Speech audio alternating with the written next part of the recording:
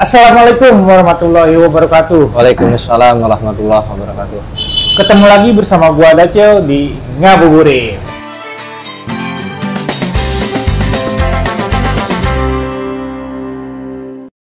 Nah, kemarin kan di acara Ngabuburit ini sebenarnya hostnya gua bareng Pak Ustadz Lukman. Kemudian Pak Ustadz Lukman lagi sibuk. Sekarang kita berkesempatan ketemu dan kita ngobrol ngabisin sisa-sisa di waktu bulan puasa ini. Kita isi dengan Ngabuburit. Seharusnya sih kita tayang seminggu 2 kali karena berhubung kita banyak kegiatan di yayasan ini, banyak kegiatan.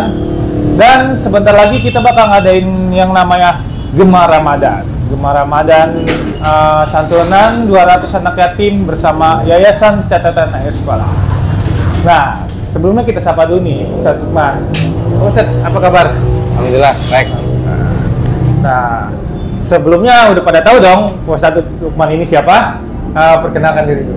Ya, bismillahirrahmanirrahim. Assalamualaikum warahmatullahi wabarakatuh. Waalaikumsalam. Alhamdulillah, terima kasih Bang Dace udah izinin silaturahmi di Yayasan CAS ini dan udah bisa ngisi juga di untuk channel YouTube-nya, mudah-mudahan ya bermanfaat, semakin lagi banyak termotivasi orang-orang berbuat baik. Amin. Nah, kalau untuk memperkenalkan diri ya sebenarnya ya Lukman ya, alhamdulillah ya sebagai yang temennya Bang Ilham. Jadi Ustadz Lukman ini dulu kita satu alma mater lah ya. Pasti udah tahu dong, satu alma mater kita dulu di AUD. Sekarang alhamdulillah Pak Ustadz Lukman ini udah terjun duluan ke dunia keislaman ya. Gitu, keislaman. Nah, sekarang gue lagi pengen ngebahas banget nih yang namanya rame-rame masalah yang viral tentang yang rame di bulan puasa ini. Ada aja permasalahannya di bulan puasa ini tentang agama-agama atau seperti tentang masalah-masalah yang viral. Contohnya salah satu yang bakal gue bahas dengan Ustadz Lukman ini, kita ngebahas masalah video yang viral, Ustadz. Kita sempat lihat di media sosial ini selebihnya muncul terus nih video viral yang tentang seseorang dia mabuk. Masjid ke masjid di saat sholat subuh, dia pengen sholat subuh. Ya, mungkin Pak Ustadz juga udah pernah lihat sekilas sih, cuman ngelihatnya itu pas lagi ya bukan lagi sholat ya, karena kan kalau biasanya itu masjid-masjid sekarang itu kan ada CCTV. Nah, ya benar. Iya kan, ada CCTV. Nah, tapi ini pas ngelihatnya itu pas lagi kerusuhannya aja. Iya, jadi potongan lah ya. Iya, potongannya aja. Jadi mungkin di situ captionnya katanya sih orang mau beribadah dengan keadaan mabuk di saat sholat subuh, itu keadaan sholat subuh. Katanya sih dia orang mabuk mau sholat, cuma dilarang oleh yang marbot masjid ya di dalam video itu. Tapi kita juga belum tahu kebenarannya karena kan ini potongan video ya. Iya. Dan banyak banget netizen dengan komentar, hampir 10.000 komentar dengan bermacam-macam komentar. Mungkin ada yang pro, ada yang kontra. Iya. Nah, di sini pandangan Ustadz Lukman seperti apa? Ya sebenarnya gini ya. Sebenarnya nih, sebelum kita memasuki obrolan masuk masjid dengan mabuk ya, benar nggak? Iya. Mabuk ya. Yang namanya mabuk itu kan pasti nggak sadar. Benar. Ya kan, namanya orang mabuk, ya masuk aja gitu kan? Iya. Masuk aja namanya mabuk ya, dia ikut sholat aja kan. Nah, terus yang kedua, ini salah satu perbandingan ya. Kita punya guru itu alim, ibaratnya beliau lulusan Mesir ya.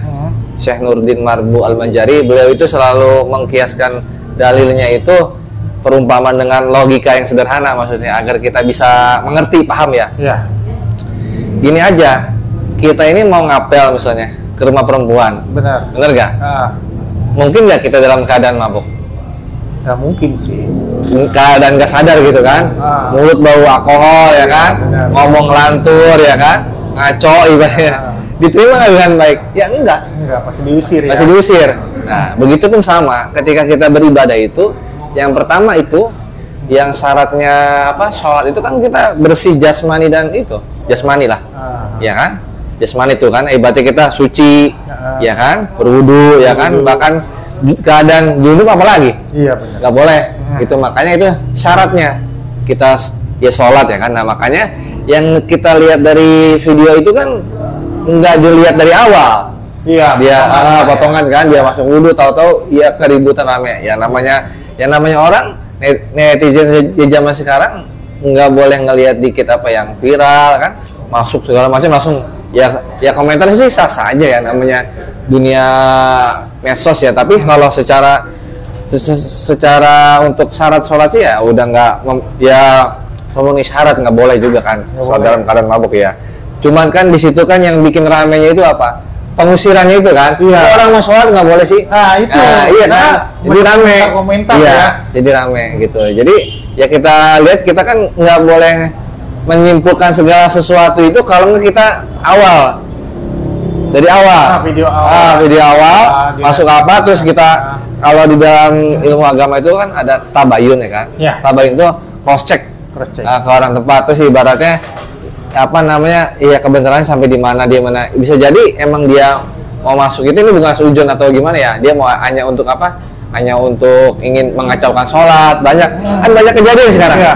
Apa tiba-tiba bakar masjid, imam masjid tusuk. Bener. Nah itu ya lebih baik kita ya menghindari itu aja gitu. Karena dulu juga apa yang di zaman para sahabat ketika Rasulullah SAW lagi holakoh gitu kan, ada Arab Baduy ya kan, ceritanya itu, kisahnya itu, riwayat itu bahkan bukannya sholat lagi, bahkan kencing di dalam majelis. Iya gitu. Bahkan kalau nggak salah satu sahabat Sayyidina Umar bin Khattab itu sampai marah, sampai ibaratnya marah gitu kan, karena kencing di situ. Ini di depan Rasulullah, ini tempat yang mulia kan, sampai apa ya kata ya Rasulullah gini, tahan lu biarin, maksudnya biar habis dulu kencingnya, tidak enak dulu. Nah, sampai segitu ya kan akhlaknya gitu. Jadi istilahnya ya itu kan jangan samakan di zaman Nabi, jangan zaman sekarang. Iya, benar. Nah, apalagi sekarang kita lihat banyak yang viral itu apa namanya, yang viral itu orang ditusuk di jamaah masjid kan, masjid dibakar. Ya kita tetap ya waspada, karena banyak orang-orang juga yang nggak senang dengan kita punya agama Islam. Ya jadi ibaratnya jangan terprovokasi, jangan gampang menyimpulkan ya. Gitu aja. Jadi kita namanya dunia media sosial kan, potongan semenit katanya disebarkan. Ya, terus kita ya menyimpulkan sesama saudara gitu aja. Jadi intinya kalau mau cari ya viral yang positif lah. Iya benar. Gitu. Mungkin orang-orang berkomentar mungkin itu hak mereka ya berasumsi seperti apa. Iya. Ada yang pro, ada yang kontra. Dan ada beberapa komentar-komentar juga sempat saya bacain. Dan ada yang katanya kalau misalkan dia niat sholat kenapa harus diusir, ya kan? Ya kembali lagi tadi sudah dijawab sama Ustadz kan, karena dia kotor seperti apa. Terus ada juga yang katanya Islam tidak seperti itu, tidak kasar seperti itu. Menurut Ustadz seperti apa itu? Oh itu, ya sebenarnya itu balik lagi, itu kan yang Ana lihat pribadi aja video ya potongan kan. Jadi yang namanya kita kejadian di lapangan itu berbeda dengan karena yang mereka sendiri kan itu, karena ya sebenarnya ya kalau orang sadar itu ketika dia tidak ya dilarang itu kan pasti udah jelas. Iya. Ya kan udah jelas masih dia mau ngikut, tapi orang mabok ya kan pasti kan dia nggak, karena udah dibawa alam bawah sadar. Iya. Ya gitu. Jadi ibaratnya yang namanya mabok lah. Kita kayak tidur aja, ngigau gimana sih? Iya, nggak sadar. Nah, nggak sadar. Jadi berarti gitu. Salah satunya syarat sholat itu kita bersih jasmani. Iya benar. Gitu. Tapi di dalam captionnya juga kan dia katanya pas ngedengar ajan dia langsung ke masjid. Gitu. Kita nggak tahu juga ya, mungkin video-video viral seperti itu kadang bisa ingin menjatuhkan atau seperti apa. Allahu alam ya, namanya ya mudah-mudahan ya dia ibaratnya ya dapat hidayah. Kita kan nggak ada yang tahu ya namanya ya mabuk segala macam kan gitu. Tapi kan namanya video itu ya kita nggak bisa menyimpulkan yang di masjid yang ngusir, nggak bisa menyimpulkan orang mabuk ini juga yang nggak benar. Jadi ya kita berpikir yang positif aja. Gitu. Jadi istilahnya komentar juga ya. Kalau nggak penting-penting aja kita nggak usah komentar lah. Iya. Ya belum tentu juga yang ngelihat ini juga seneng dengan jawaban kita kan. Iya, Gitu. iya. Tapi ada kemungkinan nggak dia beres mabuk nih saat ya jengger ya dikasih hidayah. Bud, aing mabuk sholat. Ya namanya hidayah kan ibaratnya kan satu petunjuk yang udah orang semua tahu hidayah. Iya. Tapi kan kalau namanya taufik itu Allah yang beri pertolongan. Iya. Termasuk iya kita dimudahin langkah kita ke masjid itu sebenarnya hidayah, kedua taufik, pertolongan Allah. Nah, iya, iya. Gitu. Jadi sebenarnya kalau misalkan kemarin juga sempat kita bahas ya sama Ustadz Bayu. Sekarang tuh yang netizen tuh yang lebih parah tuh bukan mulut gitu. Kalau di dalam media sosial tangan kan, Iya. ya kan. Orang berkomentar bisa aja mereka ngomong apa sampai benar-benar namanya netizen ya, bener gak? Namanya netizen. Sempat kita bahas sama Ustadz Bayu, mulutmu harimaumu, mulut itu tajam lah kata Ustadz Bayu kan. Sekarang bukan mulut, tangan, sampai orang berkomentar, sampai yang namanya di dalam video, sampai saya pernah melihat di dalam video di Facebook, gila ya namanya netizen itu berkomentar ulama yang notabene jauh lah sama yang orang berkomentar bisa seenaknya seperti itu. Memang netizen sekarang gila ya, parah-parah. Menurut Pak Ustadz, cara berkomentar yang baik itu seperti apa sih? Kalau di dalam media sosial gitu. Namanya media sosial kan bebas dong orang berkomentar. Cuma pandangan Pak Ustadz seperti apa sih harus berkomentar itu lebih baik? Ya sebenarnya kita kebiasaan ya. Kebiasaan orang itu ya dari hati sebenarnya. Kalau dia punya hati baik, ya kan? Hatinya baik nih. Nah, Diisi dengan yang baik.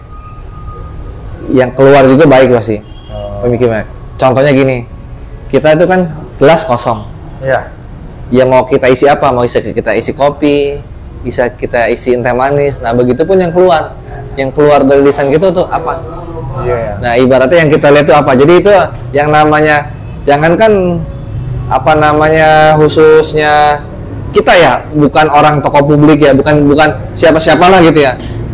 Sekelas Rasulullah, para sahabat nggak lepas daripada cibiran manusia. Iya. Gitu. Cara berkomentar yang baik ya kita nggak usah terlalu nonstop nongkrongin 24 jam media sosial. Karena emang ada orang kehidupannya di media sosial ada. Setiap hari mau buka media sosial. Ya, itu pilihan hidup ya, cuman ya balik lagi ya kita sebenarnya gitu. Kita mau berkata baik sedekah buat kita. Iya benar. Berkata buruk ya rugi juga kita juga. Iya. Jadi ibaratnya ya kita sedekah itu kan ya yang nggak harus kita dengar doang, tapi berkata baik dengan orang lain pun kita itu udah termasuk sedekah yang luar biasa. Iya ya. Karena sekarang juga orang namanya ulama-ulama lebih cepat mungkin siar di media juga lebih bagus ya. Nah, contohnya gini bang, siar itu harus di media itu harus zaman sekarang ya harus karena apa? Media kita itu udah dipenuhi dengan orang-orang yang mohon maaf ya istilahnya banyak orang yang memamerkan keburukan, kejelekan berani.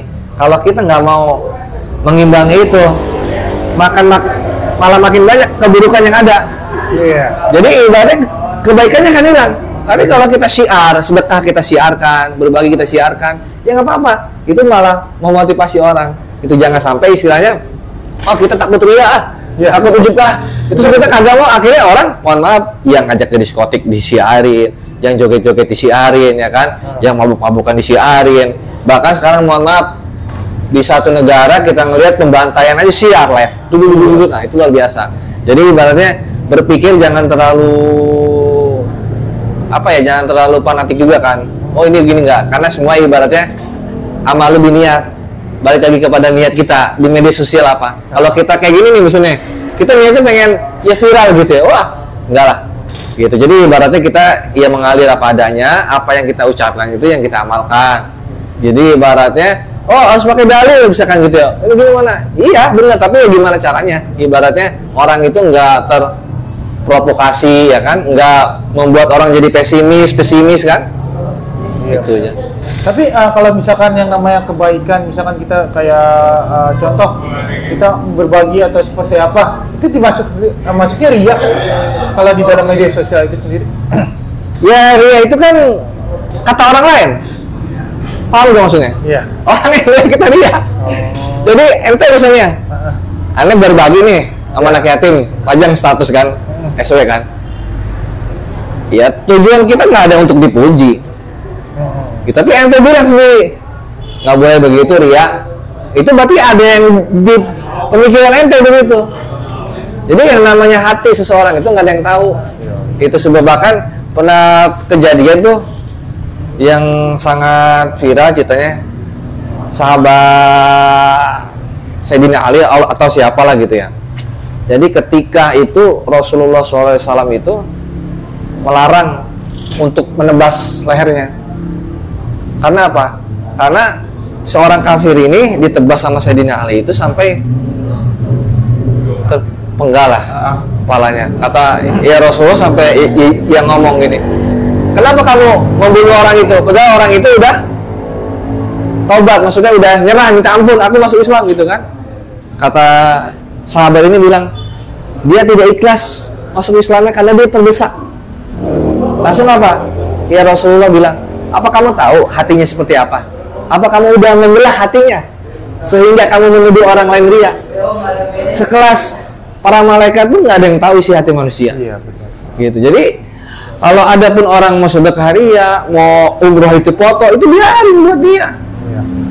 Gitu. Jadi urusan kita mah urusan kita sama Allah. Iya. Jadi ibaratnya kita ya amal lu ya amal dia, amal kita, amal kita. Iya. Gitu. Jadi ibaratnya kita ya berpikir aja yang positif. Ibaratnya semakin kita orang ria ini segala macam, itu tanda di antara penyakit hati kita banyak. Iya. Kita nggak seneng nih sama orang. Ibaratnya orang lain iya bahagia itu kita kagak seneng. Iya, Itu tanda penyakit, itu penyakit hati, hati, ya, ya. itu penyakit hati itu tandanya. Hati, bener. Jadi emang ya biarin aja orang aja di media sosial mengumbar-ngumbar kejelekan, kenapa kita Mesti takut dari segala macam. Terus kita dia bawa gini. Malah anak pribadi sekarang itu membatasi itu ngeliat 100 orang. Serius. oh Tapi nggak mau ngeliat 100 orang. Karena itu ya kita yang nggak mau ya seandainya ngeliat ini sekali-sekali aja. Seandainya kita lihat, alhamdulillah dia udah kebeli mobil ya kan. Mudah-mudahan dengan mobilnya mau ke masjid, Iya. mau ke majelis ilmu ya kan. Oh alhamdulillah ada umroh, mudah-mudahan tambah soleh kan begitu kan. Iya. Jadi doa aja yang baik-baik. Ketika kita ngedoain orang, doa itu balik aja ke kita. Jadi ente nih bola tim bola ada. Itu tanpa pengetahuan orangnya. Jadi ibaratnya nggak ada ruginya sama sekali. Tapi ketika kita berpikiran jelek sama orang, pertama apa kerugian bagi kita? Penyakit hati. pasti. Penyakit hati itu lama-lama akan menggerogoti penyakit zahir tubuh. Gitu. Makanya orang yang dengki dia lihat, iya wajahnya. Nggak enak ya? Iya. Oh dengki lagi nih, jadi orang muka ya. Jadi apa yang di hati itu terpancar di muka. Gitu ya, mudah-mudahan kita dijauhin lah dari penyakit yang hal yang kayak gitu ya. Iya, Adapun yang gitulah pokoknya. Oke, jadi hindarin lah ya penyakit hati. Jika malah seharusnya namanya netizen, sebenarnya kita juga butuh sih yang namanya di media itu netizen ya. Nah, balik lagi, yang namanya kita ini butuh kritikan, butuh dia. Kalau bilang butuh kritikan itu agar kita ngerasa diri kita nggak merasa lebih baik daripada orang lain. Ya termasuk ibaratnya yang namanya kita ini bukan siapa-siapa. Pasti kita dikomentarin orang, itu hak mereka.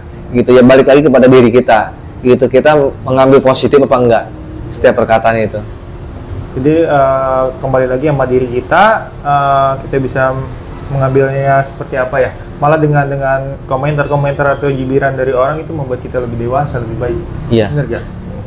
Nah, ada lagi nih yang namanya kontroversi video-video viral. Kemudian kita lagi membahas yang viral nih ya, Tat ya. Iya. Karena emang, aduh, kadang gue bingung sama orang-orang di sekitar ya. Ini tentang permasalahan orang ngebangunin sahur, Tat. Ya, orang ngebangunin sahur, tapi malah dimarahin. Gua nggak tahu juga ya masalah dia cara membangunkan sahurnya seperti apa, caranya seperti apa. Cuma kan ini mah pandangan gue ya, Tat ya, pandangan saya itu kalau orang ngebangunin sahurnya nggak salah, bener gak? Dia membantu orang-orang mungkin istilahnya mengingatkan kan, orang membangunkan sahur memang mengingatkan. Tapi ada di salah satu video itu malah jadi pertikaian tuh kan. Pandangan Ustaz Seperti apa? Ya ini kan bulan Ramadan ya, yang datang aja setahun sekali, ya kan? Syahrul Mubarak, Syahrul Quran, Syahrul keberkahan ya kan? Hari-hari yang penuh berkah lah ya kan? Iya. Jadi kemuliaan malam Ramadan ini nggak akan kita dapat di bulan-bulan lain. Termasuk setiap detiknya pun beribadah. Kebaikan itu bernilai pahala. Apalagi ngebangunin orang sahur. Nah sahurnya lagi besoknya dia berpuasa. Iya. Gitu. Nah emang berat. Bangun sahur itu berat, nggak gampang.